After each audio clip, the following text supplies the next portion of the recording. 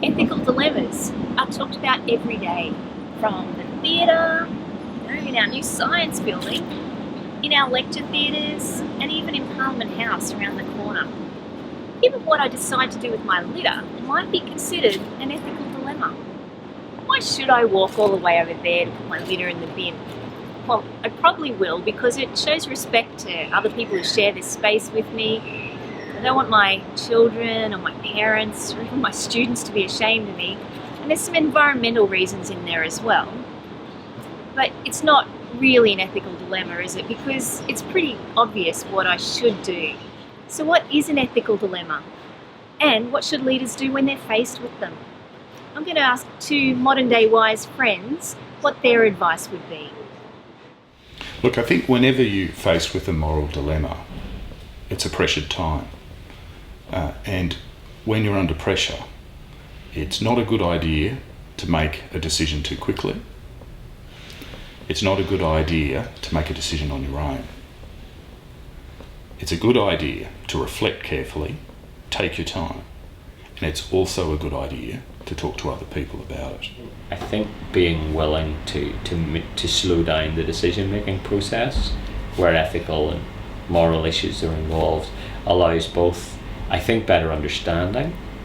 It allows sort of the emotional heat to come out of the situation, and also allows time for that collegial dimension of decision making.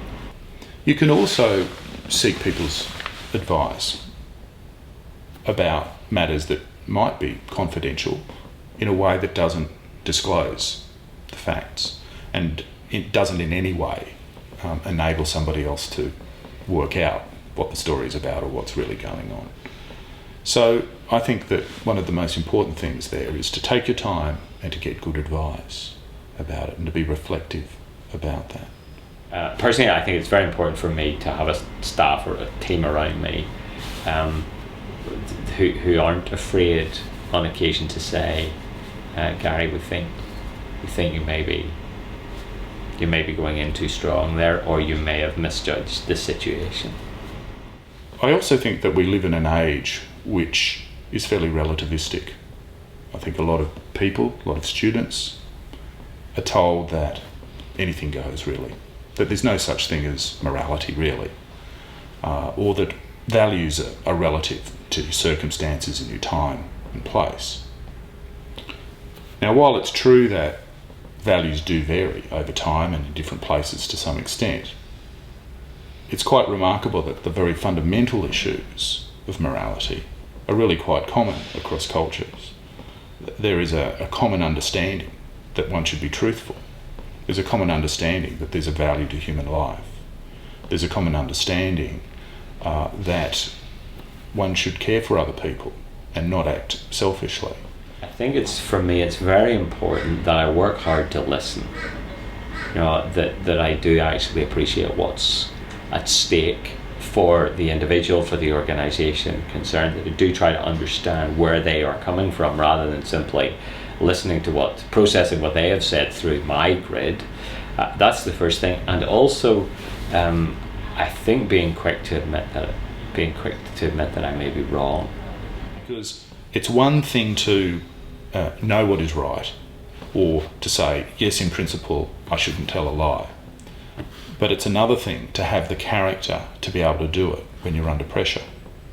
And so a lot of thought is now given to the question, what leads to people to have, or under what conditions do people develop the character, the habit, the fortitude to be able to actually do what is right, rather than just simply say that I believe in what is right. And I think that's where the rubber meets the road. So it seems to me that what's very important is to be prepared for the ethical dilemmas that you're going to face, to think hard about the small decisions that you make, especially when you don't have a lot of responsibility.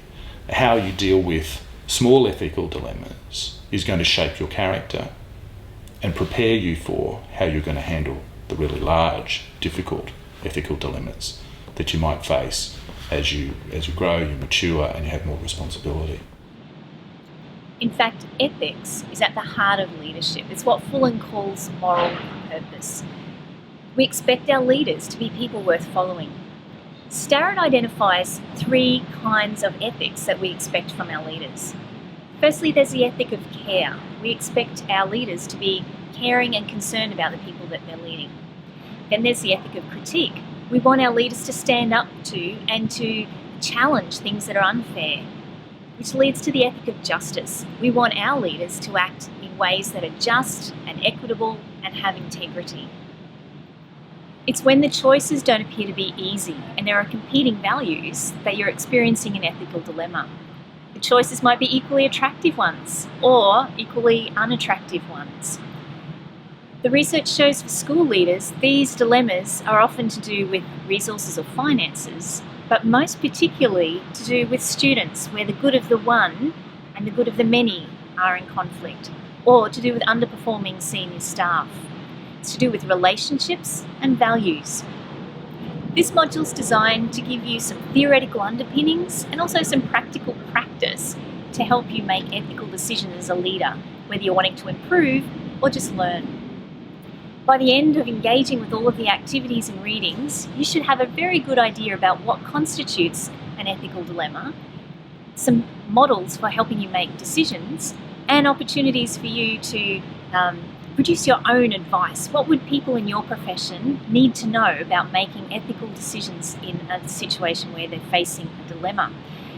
You've got the opportunity to also gain some assessment credit with QUT. I really encourage you to join in the discussions. It's so good to learn from other people's perspectives. There's a whole world of ideas. Look forward to the conversations with you.